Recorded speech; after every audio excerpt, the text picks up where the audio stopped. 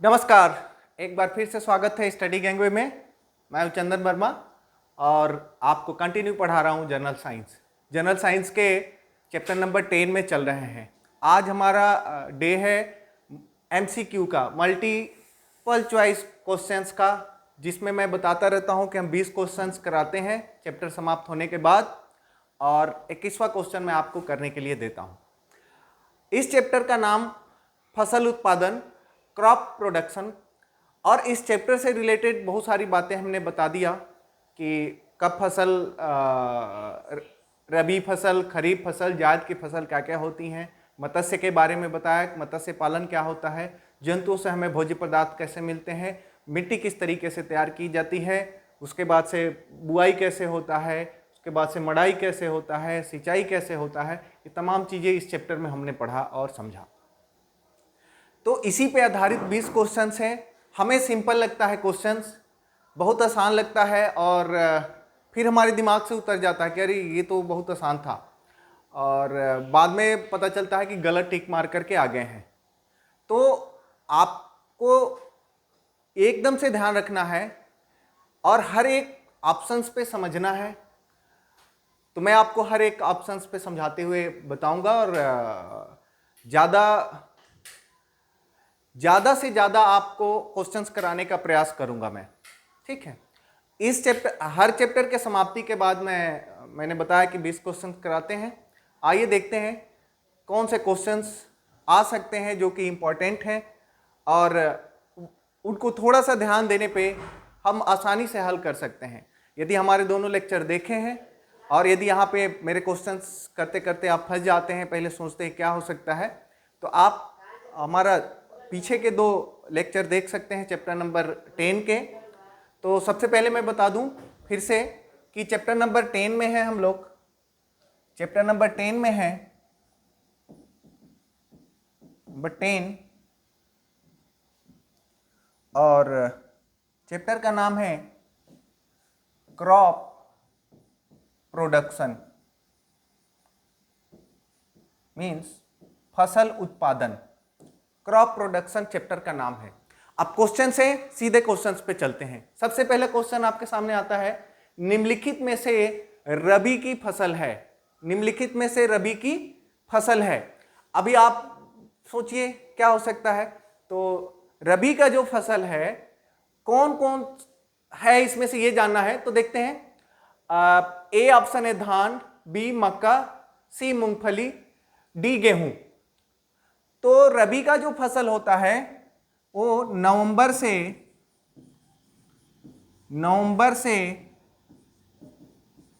अप्रैल, ठीक है, नवंबर से अप्रैल तक जो खेती होती है वो रबी का फसल के अंतर्गत आता है। जून से अक्टूबर जो होता है वो खरीफ का आता है। जून से अक्टूबर का जो होता है वो खरीफ का आता है। देखते हैं, जून से अक्टूबर, ये क्या है, खरीफ है। और जो मार्च से जून तक आता है वो जायद फसल होता है। ये समझिए, पहले फसल का समझिए, याद कर लेंगे। एक बार आपने ध्यान पर रख लिया तो कभी भी इस तरीके का क्वेश्चंस आते हैं तो आपको उस क्वेश्चन को हल करने में आसानी होगी। देखते हैं, ये क्या बोला है, नवंबर से अप्रैल तक रबी की फसल होती है, जून से अक्टूबर खरीफ का, मार्च से जून जायद का।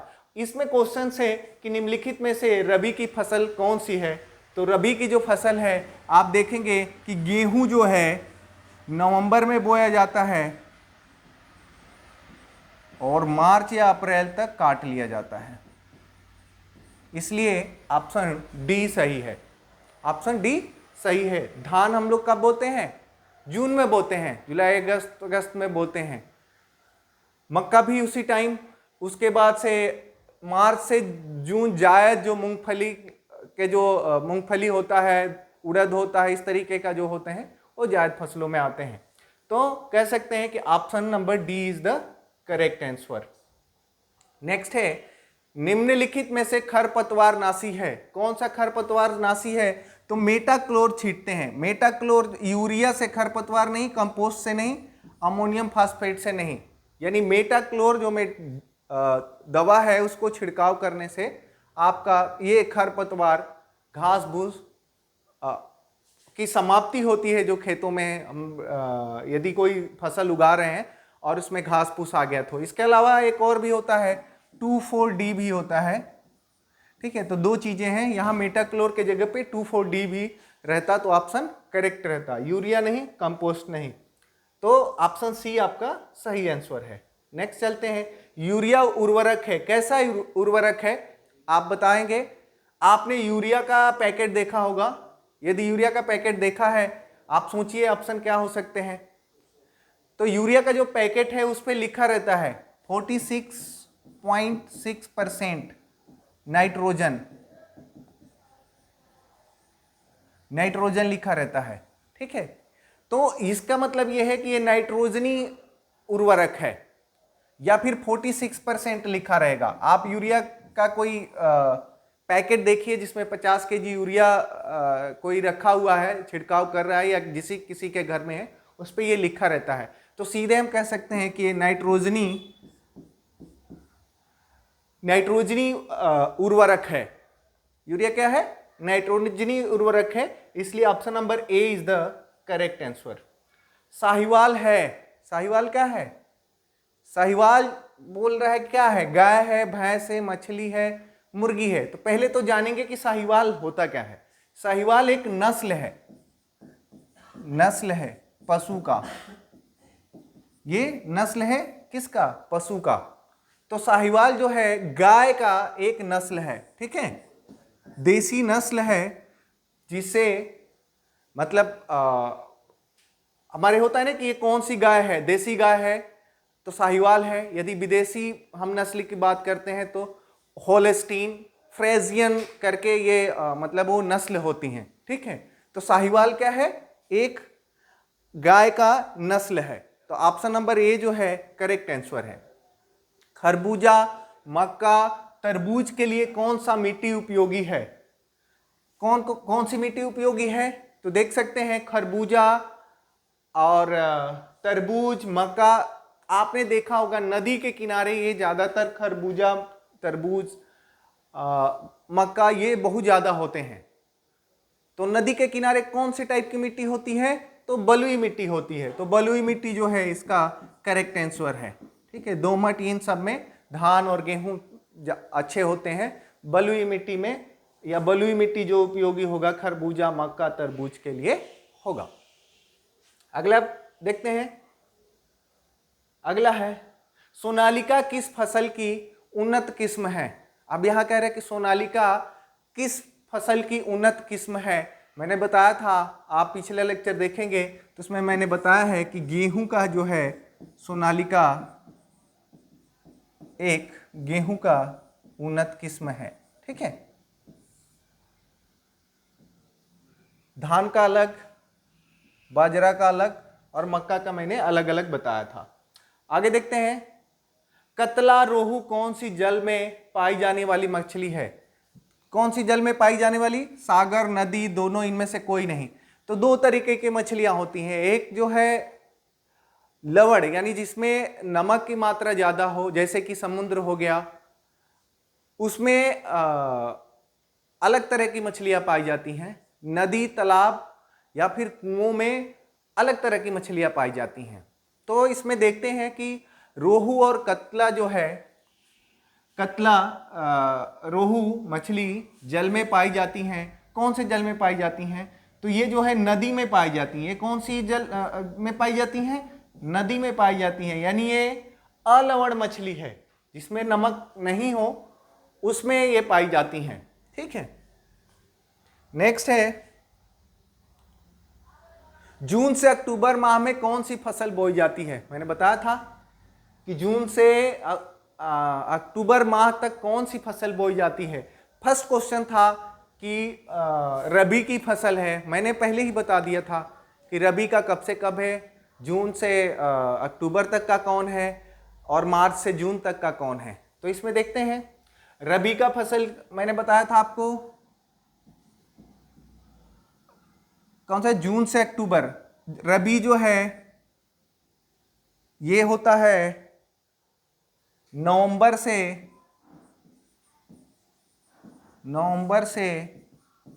अप्रैल, ठीक है। और जायद की जो फसल होती है वो होती है मार्च से जून तक। और खरीफ का जो फसल होता है वो होता है जून से अक्टूबर तक। और लास्ट में बोल दिया है आलू। तो कौन सी फसल बोई जाती है बोल रहा है, जून से अक्टूबर माह में कौन सी फसल बोई जाती है। तो पहले नंबर बता दूं कि आलू तो बोया ही नहीं जाता, जून से अक्टूबर माह में आलू बोया ही नहीं जाता है। आलू एक रबी का फसल है। ये किसका फसल है, ये रबी का फसल है। यानी ये कब बोया जाता है, इसमें बोया जाता है, नवंबर से अप्रैल, मार्च अप्रैल के टाइम में बोया जाता है। तो अब ये ऑप्शन और ये ऑप्शन तो कट गया, अब बच गए दो। तो इसमें बोला है कि जून से अक्टूबर माह में कौन सी फसल बोई जाती है, तो खरीफ की फसल बोई जाती है। Option number C is the correct answer. Now अभी नेक्स्ट क्वेश्चन में चलते हैं। जीली किस पशु का नस्ल है, जीली किस पशु का नस्ल है। तो जीली जो है भैंस का एक उन्नत किस्म का नस्ल है जो पाला जाता है, और वो अच्छी दुधारू नस्ल है। भैंस का है, गाय का साहीवाल है, बकरी और भेड़ का अलग अलग है, ठीक है। जायद की फसल है। अब जायद की फसल इसमें ढूंढ लीजिए। तो मैं बताया था मूंग, गेहूं, आलू, चना।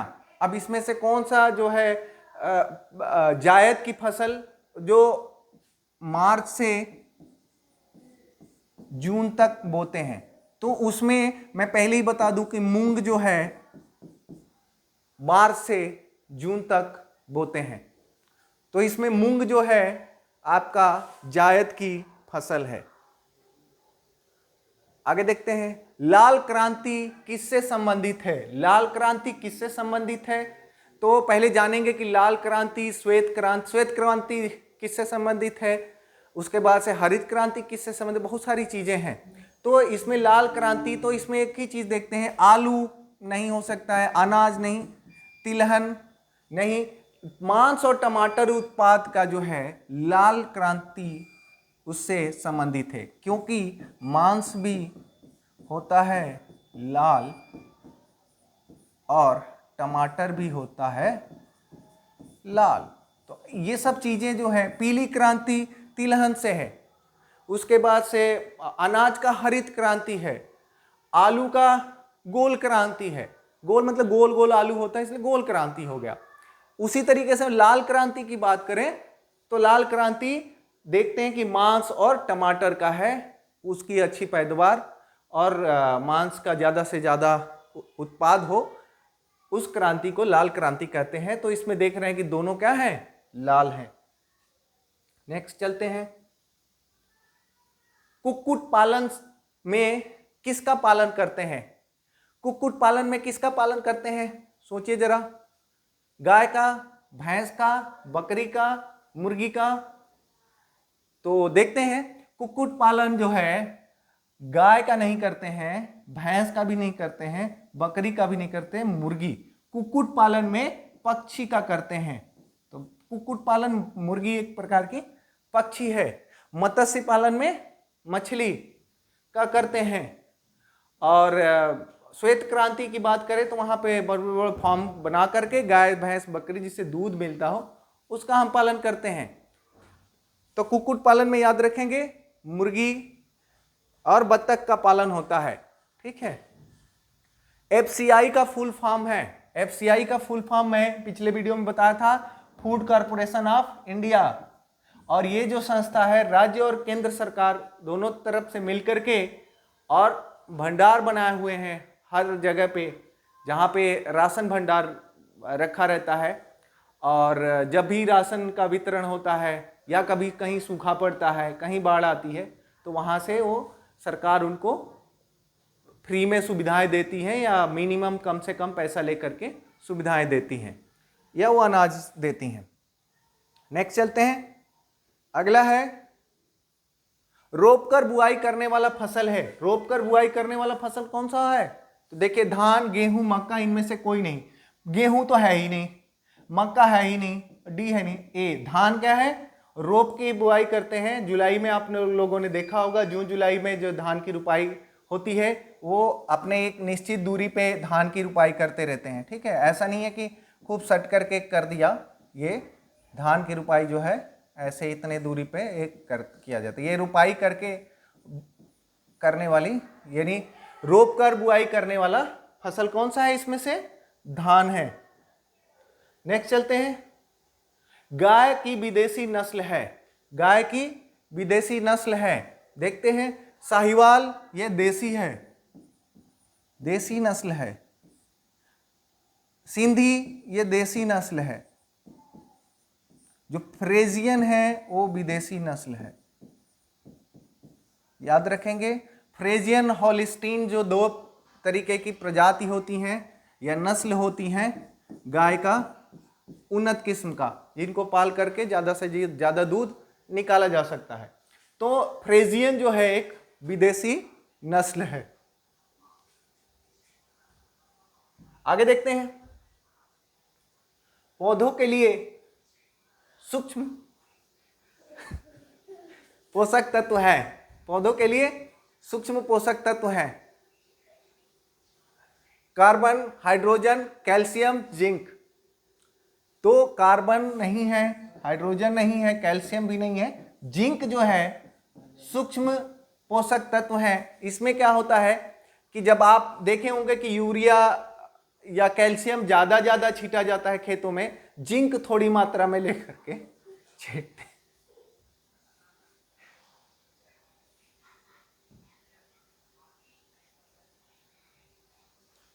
अगला क्वेश्चन, भारत में हरित क्रांति की शुरुआत किस दशक में हुई थी? मैंने पिछले वीडियो में बताया है कि भारत में हरित क्रांति की शुरुआत 1960 में हुआ था और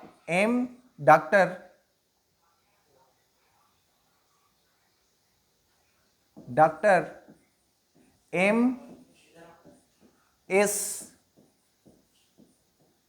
स्वामीनाथन ने किया था। स्वामीनाथन, ये याद रखिए, बार बार आ सकता है कि हरित क्रांति का शुरुआत किसने किया था, किस दशक में हुआ था, ये इससे क्वेश्चंस आता ही आता है। अगला देखते हैं, स्वर्ण क्रांति संबंधित है। स्वर्ण क्रांति में जैसे बताया था कि लाल क्रांति, श्वेत क्रांति, उसके बाद से गोल क्रांति, हरित क्रांति के अलग अलग आपको समझना है। तो स्वर्ण क्रांति, स्वर्ण मतलब सुनहरा। सुनहरा क्या हो सकता है? कीमती खनिज से नहीं, ये भी नहीं है, ये भी नहीं है, ये है बागवानी और शहद से। शहद का आपने देखा होगा कलर कैसा रहता है, उसके हिसाब से आप समझ जाइए कि स्वर्ण क्रांति संबंधित है बागवानी और शहद से। गेहूं किस प्रकार के मिट्टी में अच्छी तरह उगता है? गेहूं किस प्रकार के मिट्टी में अच्छी तरह उगता है? तो वो उगता है पीली मिट्टी में, ना काली में ना लाल में, ना सभी पीली मिट्टी में। आपने देखा होगा गेहूं का पैदावार जो होता है, सबसे अच्छी पैदावार जो होता है पीली मिट्टी में होता है। अगला है, इनमें से कौन एक रेशेदार फसल नहीं है? कौन एक रेशेदार फसल नहीं है? तो कपास जो है ये रेशेदार है। जूट जो भी है रेशेदार है, ये जो है रेशेदार नहीं है। रेशेदार, गन्ना जो है रेशेदार नहीं है, इसलिए ऑप्शन सी जो है करेक्ट आंसर है। कपास और जूट क्या है? इस तरीके से 20 क्वेश्चंस आपका मैंने करा दिया जो कि इंपॉर्टेंट थे। इसमें से 1 या 2 क्वेश्चन आ सकते हैं, हम सिंपल लेते हैं और उसके बाद देखते हैं। बाद में पता चलता है कि रबी का या खरीफ का फसल कौन सा था, ढूंढते रह जाते हैं। अब आगे देते हैं 21वां क्वेश्चन में। 21वां क्वेश्चन जो कि मैं आपको देता हूं, 21वां क्वेश्चन करने के लिए उसका आप आंसर बताएंगे और यदि आप मेरे वीडियो देखें तो अच्छी तरह से बता सकते हैं।